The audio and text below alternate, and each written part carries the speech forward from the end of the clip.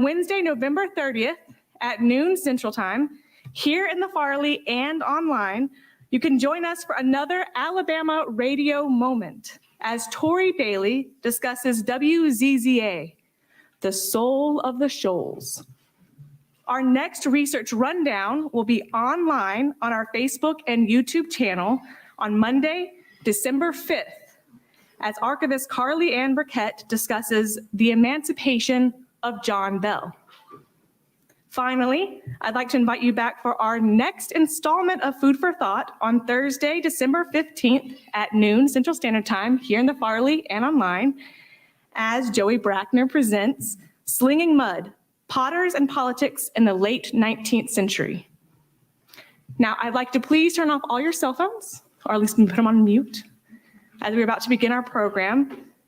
I'd also like to say that Food for Thought 2022 is sponsored by the Friends of the Alabama Archives and made possible by a donation in memory of Mike Jenkins IV. Now, to today's speaker. Jobie Hill is a licensed preservation architect and slave house expert with over 17 years of professional experience. She holds degrees in historic preservation, art history, and anthropology, and is a leadership in energy and environmental design accredited professional. She has worked with numerous institutions, including but not limited to the National Museum of African American History and Culture, Colonial Williamsburg, Montpelier, and Monticello. But today, she is going to discuss the important work of the Saving Slave Houses project. So please join me in welcoming Jobie Hill.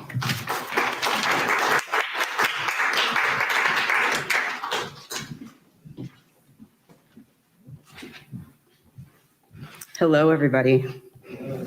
It's nice to be here.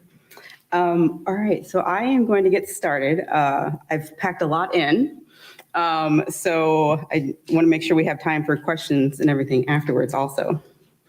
So, all right. So my personal mission is to advance an evidence-based understanding and acknowledgement of the institution of slavery in America. A cornerstone of this effort is the belief that the histories of many non-white Americans have been told to them and not by them. To that end, I am dedicated to the interpretation and the preservation of the living and working environments of enslaved people, integrated with their own oral histories and historical records related to the business of slavery. My professional work to date has been the documentation, preservation, and interpretation of slave houses. I'm a licensed preservation architect and slave house expert. I've conducted interdisciplinary research examining slave houses, the influence these dwellings had on the lives of their inhabitants, and the preservation of history of enslaved people. I initiated an independent project titled Saving Slave Houses to ensure that slave houses were not lost forever. I also created the Slave House Database, which is a comprehensive national architectural and anthropological survey of slave houses. The goals of the project are to, 1, facilitate projects committed to the preservation and education of the history of enslaved people in the United States, to identify the importance of house as insight into enslavement, set standards and shape future scholarship, and to act as a new comprehensive resource for people to connect and learn about their enslaved ancestors and the homes they lived and worked in during slavery. My research involves examining both the historical record and material culture. I've completed over 1,000 architectural and anthropological surveys of enslaved spaces across the US. In addition to fieldwork, I've conducted extensive research and detailed analyses of the materials in the largest collections of documented slavery architecture in America. And they are the interviews collected by historically Black colleges and universities in the 1920s, the slave narratives collected in the 1930s, the architectural surveys completed by the Historic American Buildings Survey since 1933, the Virginia Historical Inventory Project in 1937, and the research and documentation carried out by the Architectural Research Department at Colonial Williamsburg Foundation since 1980. The Historic American Buildings Survey, or HABS, was a government program established in 1933 for relief employment under the Work Progress Administration, or the WPA. HABS was able to employ 1,000 qualified architects and draftsmen to record historically significant buildings of the United States. The purpose of the survey was to obtain a complete record of the architectural features of the buildings. Photographs were intended to supplement the measured drawings and not serve as the only form of documentation. But for 60% of the slave house sites, a photograph turned out to be the only documentation that was completed. Only 14% of the HABs documented slave houses have both a measured drawing and a photograph.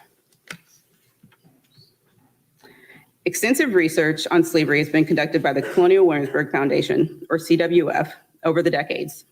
Since 1980, the Architectural Research Department has been actively conducting architectural surveys and historical research of enslaved spaces as part of the Agricultural Buildings Project, making it one of the largest collections of documented slave houses.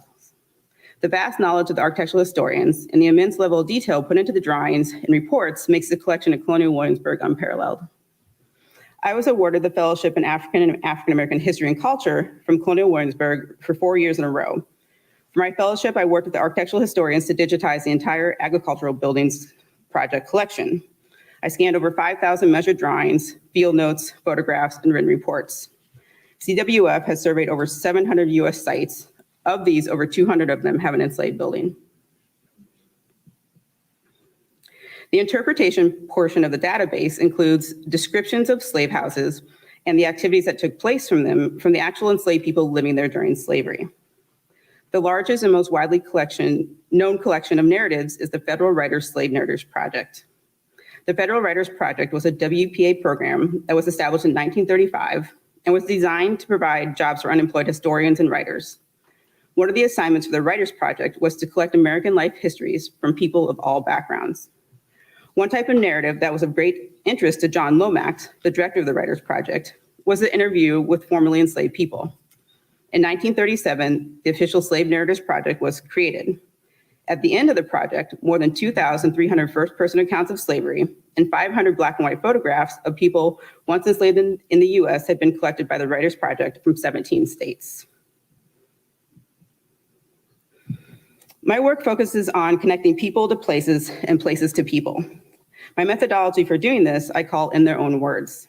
I'm able to identify the ex-slave narratives that describe a specific documented slave house. In this context, the house where a person lived during slavery is the same house that is featured in the image.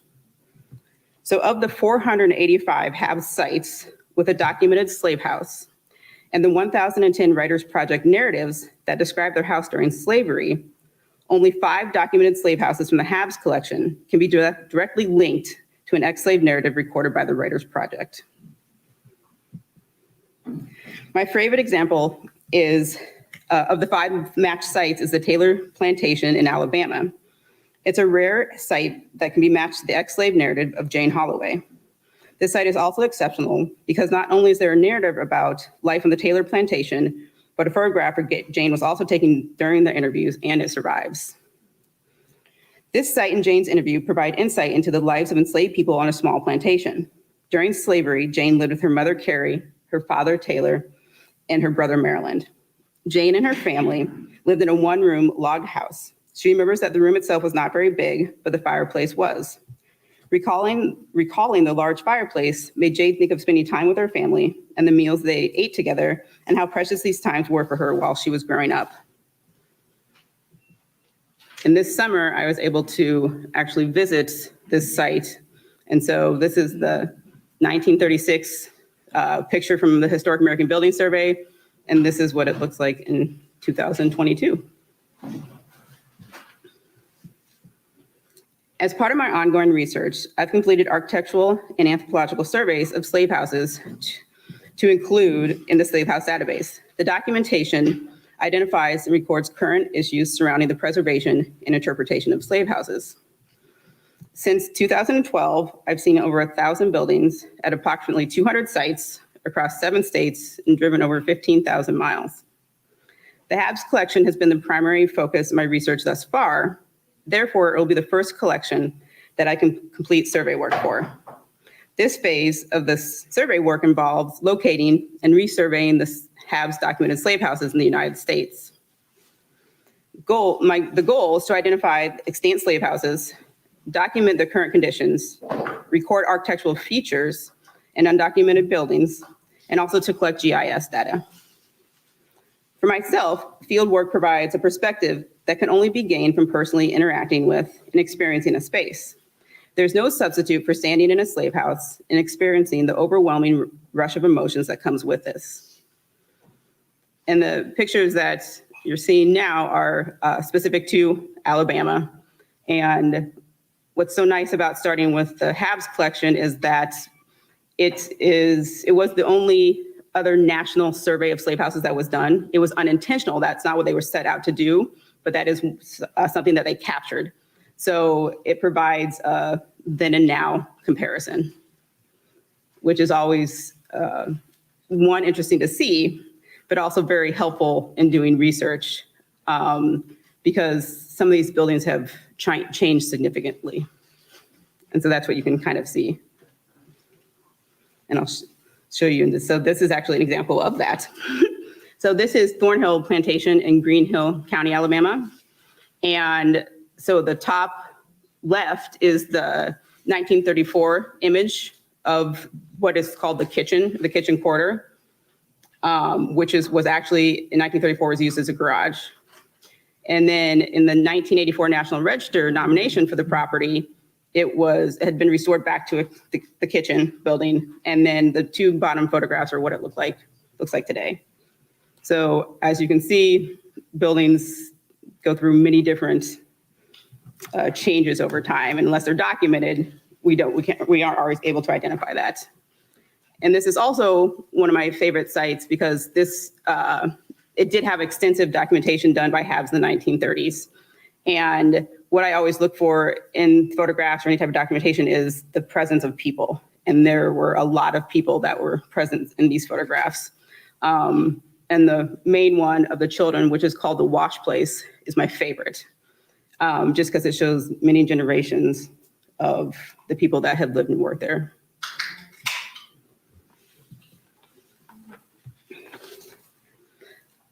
So technology plays an important role in the documentation of slave houses and is an invaluable storytelling tool, one that engages and challenges the next generation of historians.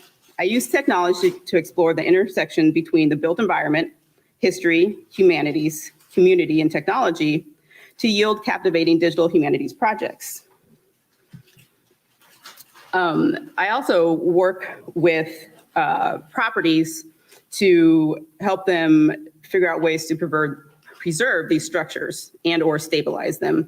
This example is a Hob Ranch plantation in Amelia County, Virginia.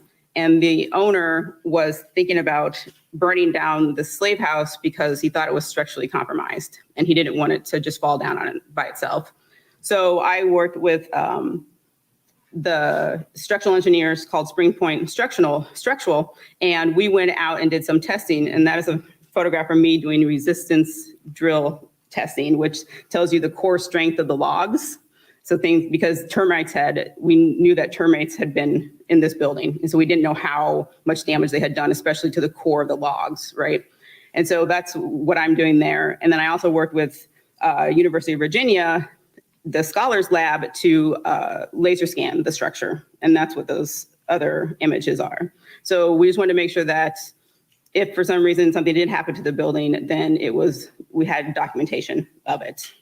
And it turns out that the building is not structurally impaired, so it's fine.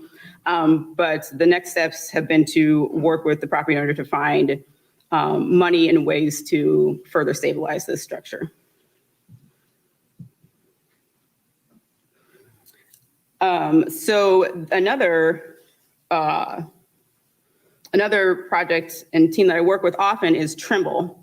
And Trimble makes the little handheld computer that I use in the field. And they also make laser scanning equipment. But their big thing is just really GIS like equipment. So they also make equipment, for farmers and land surveyors and things like that.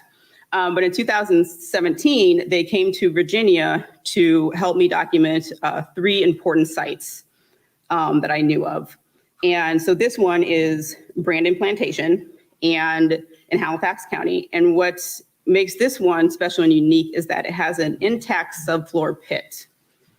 And so what a subfloor pit is that you find them in slave houses, and they're usually in front of the hearth, and it's a hole in the ground. and they range in many shapes and sizes. It can be literally just a small hole dug out in the earth. It can be more intentionally built hole like this one. Some are brick lined, some are wood lined. It just varies, right? And so this one had been, the owner had sealed it up because animals and things were getting into it, so they wanted to protect it. And they did that about 15 years ago, but they said that I could open it up to see, so I could document it and see it. And so this is just a laser scan of the room that the subfloor pit is in. And this building is what they call the kitchen corridor. So they do think it was used as a kitchen building in addition to just a slave house.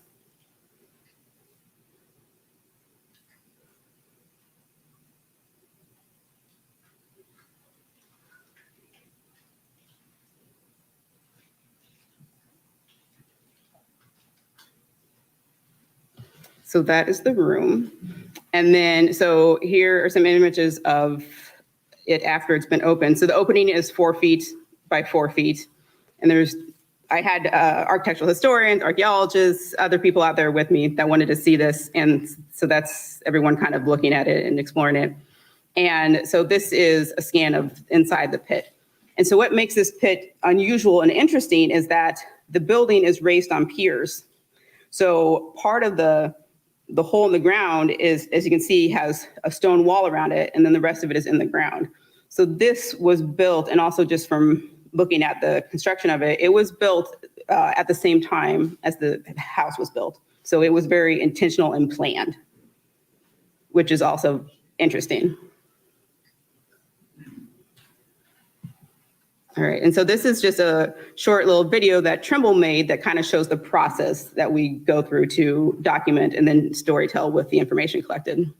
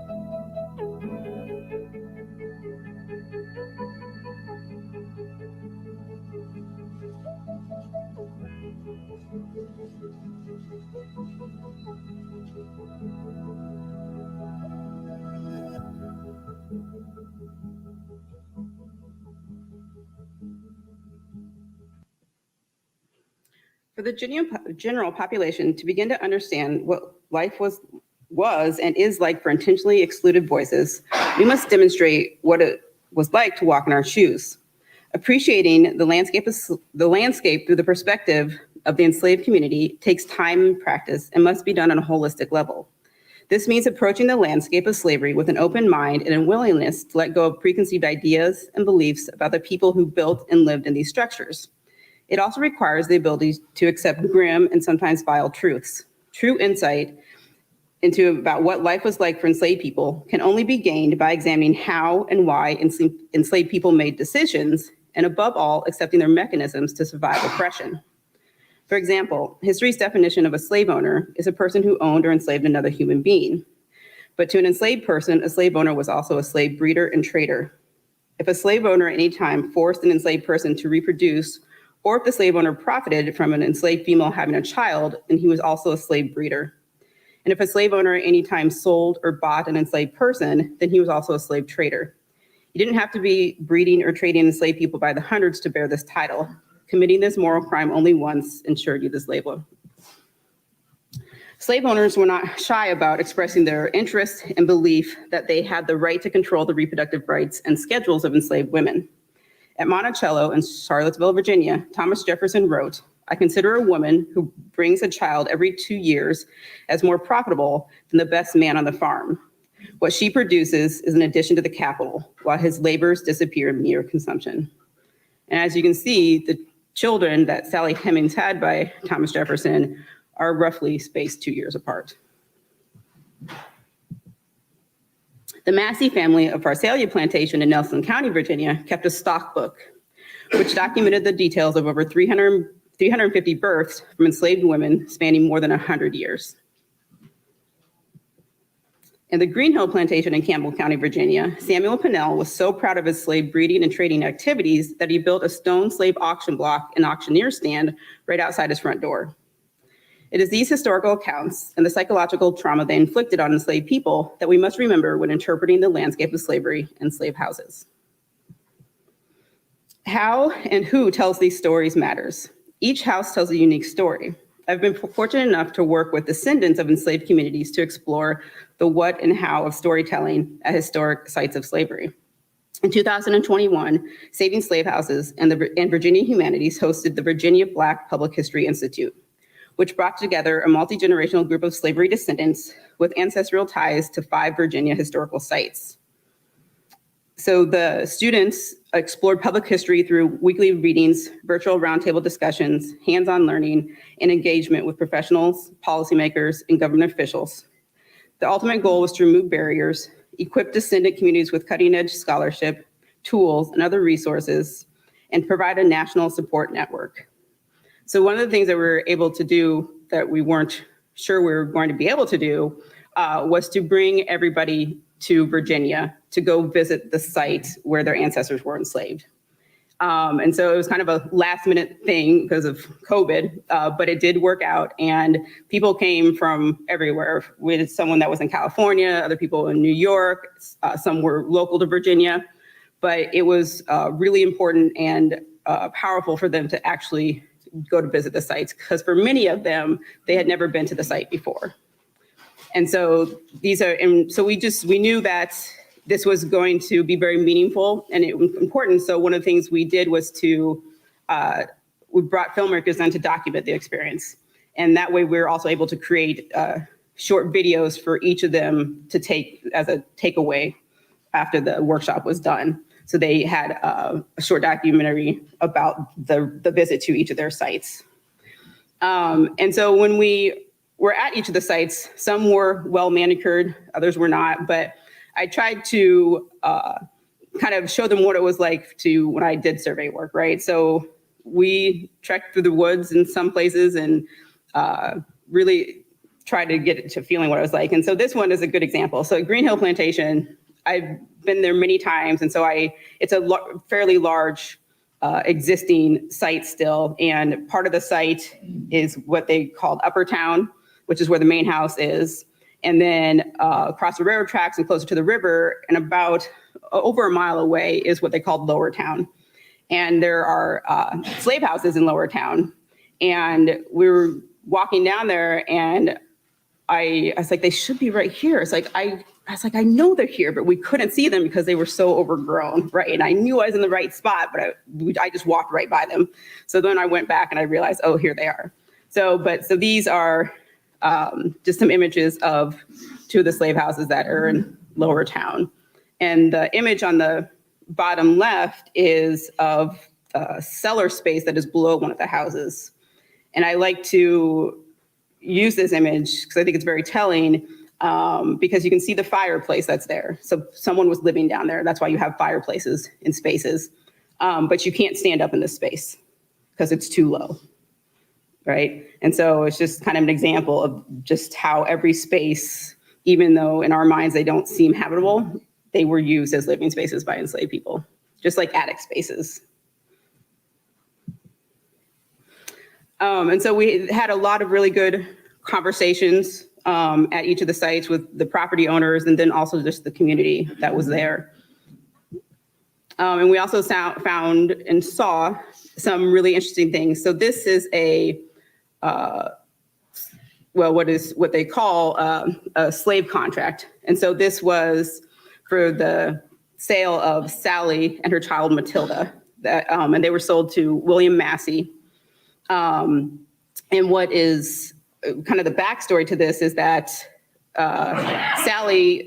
William Massey originally owned Sally, and then he sold her as a young girl to another man. And while she was working for the other man, she became a really good cook.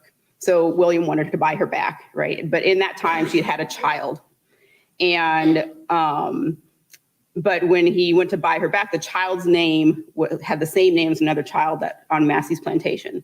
So he made her change her name, the child's name, before he bought her back. And so her new name was Matilda, but that was not her given name by her mother. So that's just kind of the backstory to it, is that not only would this young mother and her child being sold back and forth, but she's also forced to change the name of her child. So this is just a trailer of that was done for the Institute. So you can see what the participants thought for themselves. So far, it's been really cool to visit the plantations and see just how history has worked its way through Virginia.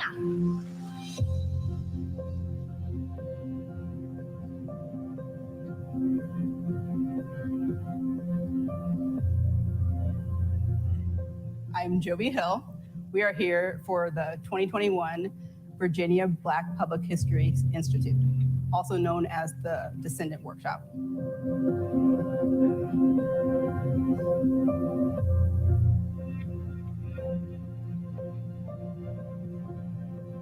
So I thoroughly am enjoying the workshop because of all of the great research and history that I did not know.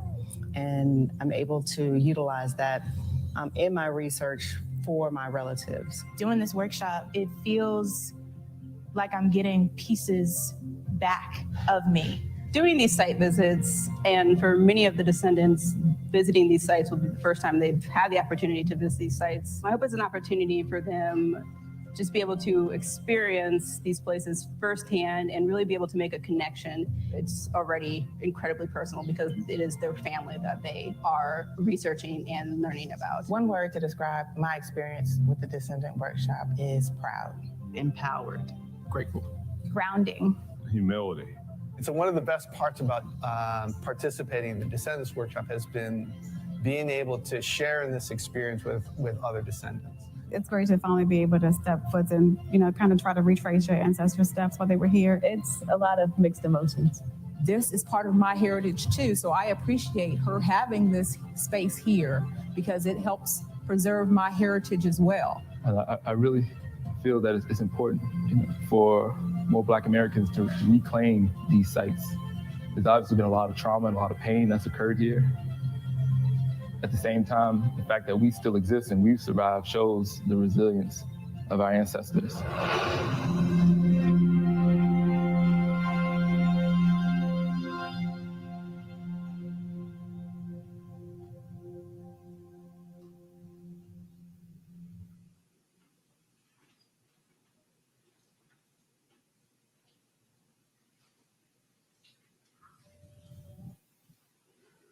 So the goal of the workshop was to lay the foundation for future partnerships between descendants, historic sites, and organizations to demonstrate what those relationships can look like. It's also a pipeline for future collaboration for Black public history projects.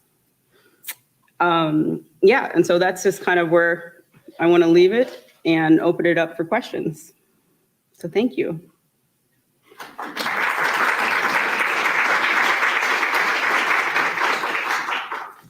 So much to Jobie for that amazing presentation. We have time for questions. And I think the first hand came up back here and then we'll come back this way. And also to our online audience, if you have questions, you can put them in the comments and I'll get them through my phone. I can ask them on your behalf.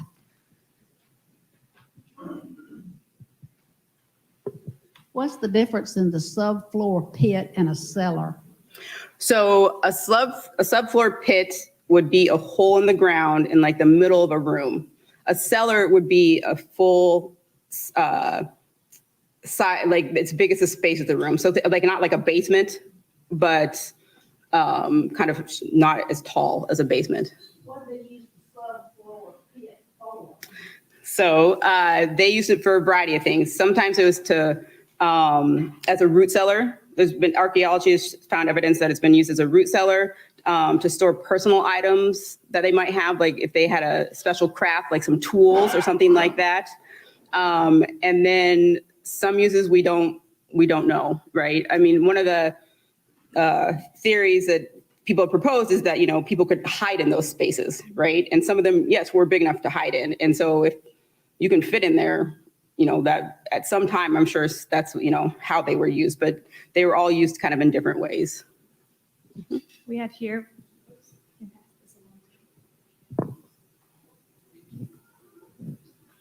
In the photograph on the screen now, that small pot was used for, you might say, boiling clothes that were very dirty from field work. The large one on the left could even be used for sugarcane juice and making syrup. And the one on the right, I'm not sure, maybe it was for either one. But I recognize those. Yes. Yeah, so sugaring, the really large ones were old sugaring pots, right, used for in the sugaring process. But in the current use at the time of the photograph, it's called the wash place. They were using this for laundry. Yeah. We have the next one back here. I'm just curious, the workshop that you did in Virginia, is that something that we can look forward to in Alabama? Hopefully, yes. It was a pilot program that we did, and we are hoping to expand it and do more of them because it was very successful and we really enjoyed doing it. So yes, hopefully. I'm going to make my way real quick. This young woman over here had her hand up last time, so then I'll come back over here. Sorry, we only have one microphone. I'm working as fast.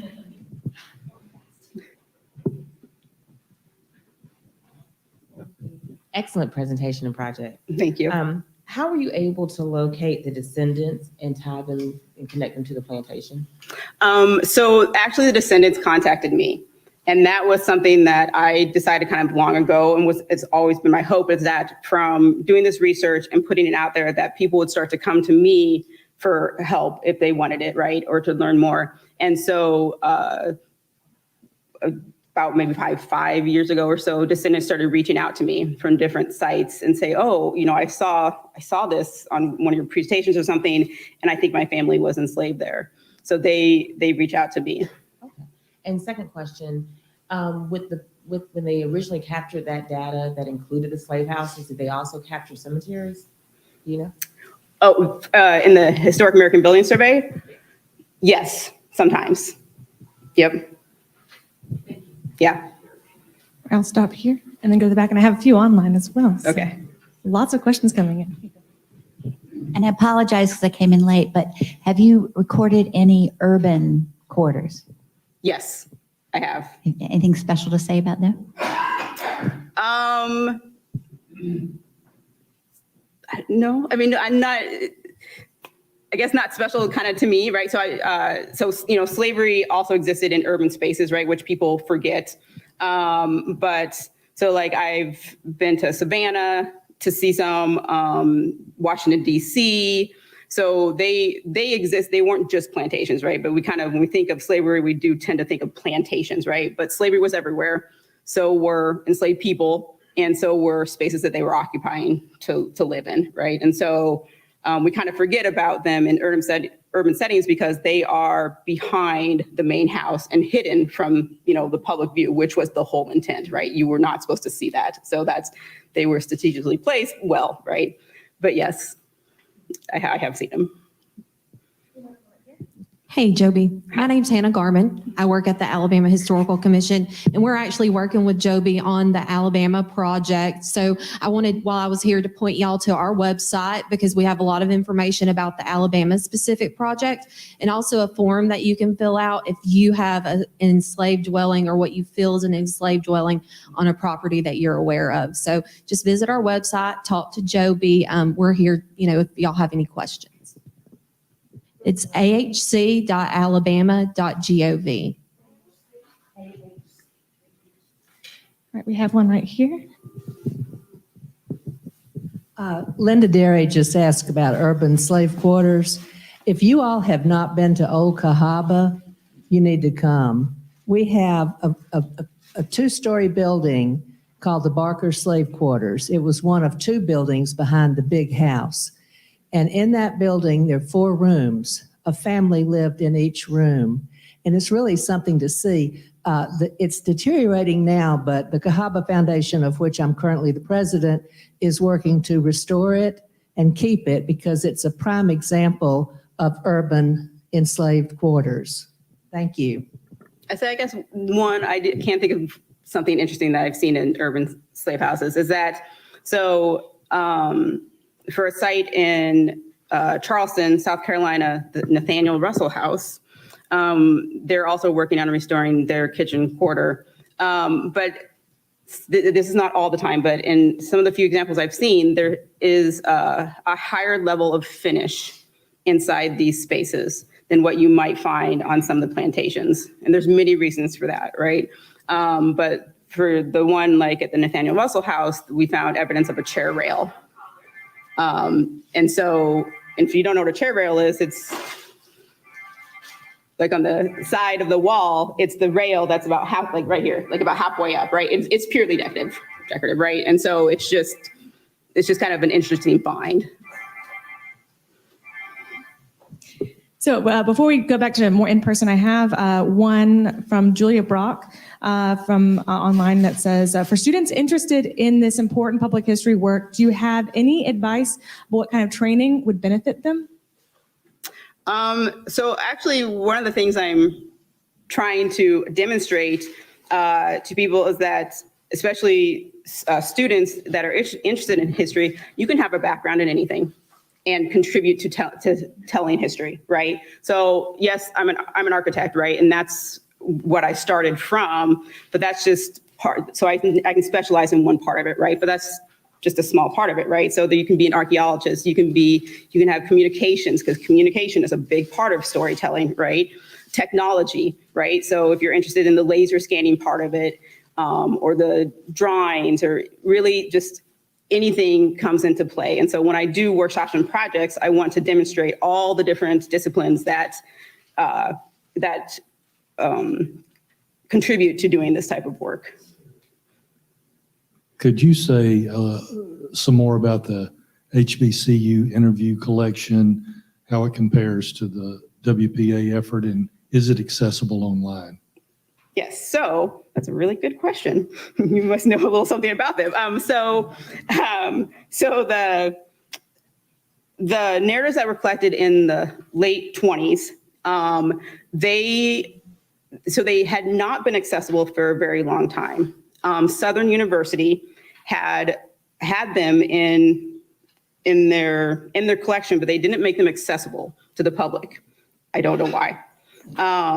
But just recently, in the last couple of years, an archivist down there has digitized them and made them available online.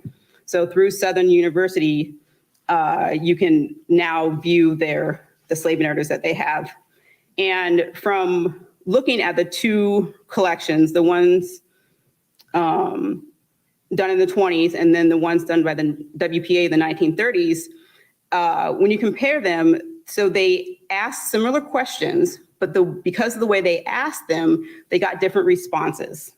So the WPA ones, the responses they give are more descriptive of like so for me, I'm looking for housing, right? So they're more descriptive about what the structures actually look like. You know, was it made of wood? Were they made of brick? How many rooms did it have? Things like that, right?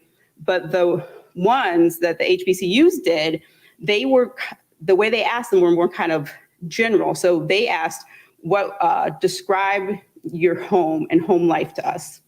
So from those responses, you'll see a lot of the participants describe the main house as their home because that's where they grew up, that's where they lived, that was their home, right? Because that's where they always were. So they didn't go back to some other slave house, right, and have like a different life or different family. They were always in the main house, so that is what they considered their home. So it is very interesting and telling to compare the two collections to see what kind of responses were given, but both useful, right?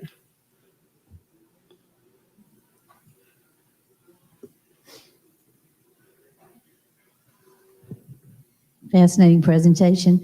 Thank you very much.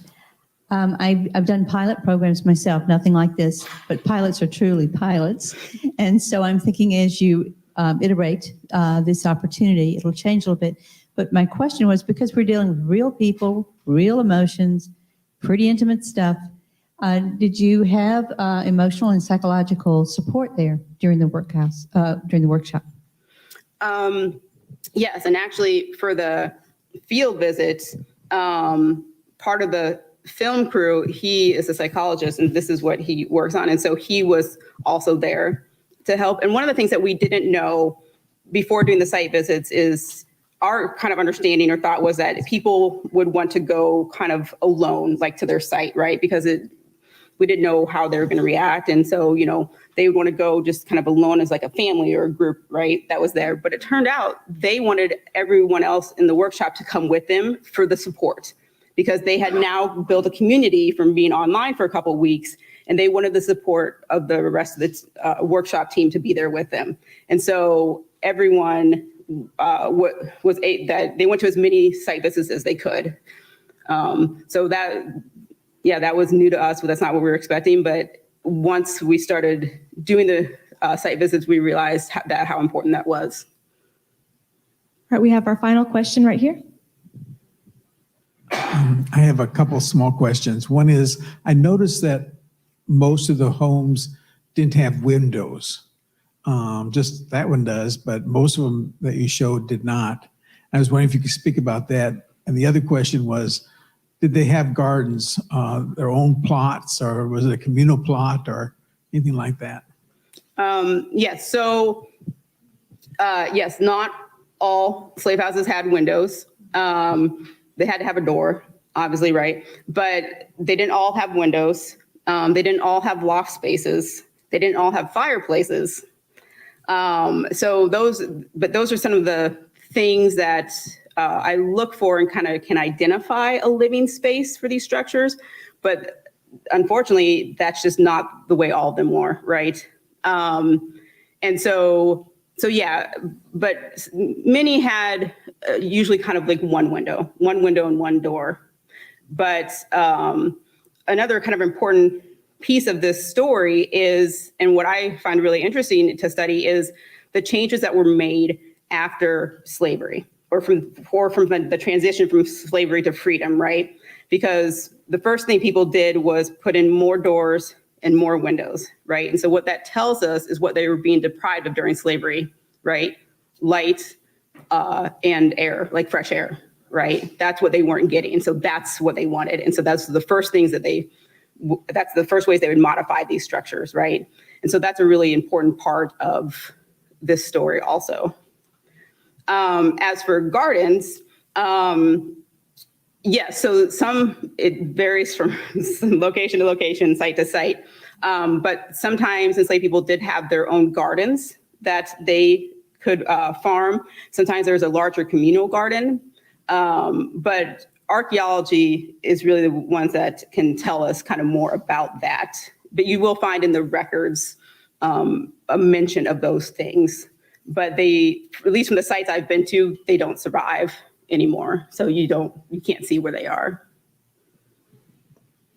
Well, please join me in thanking Jobie Hill once again for a wonderful presentation. Thank you so much. And thank you to our audience for some amazing questions. I'd like to apologize to our online audience. We had so many great questions there, but we also had so many great ones in person. I'm going to work with Jobie to see if we can answer them on our Facebook page. So even if you put it on YouTube, we'll try to put it in the comments on the video on Facebook, so that way we can get your questions answered too.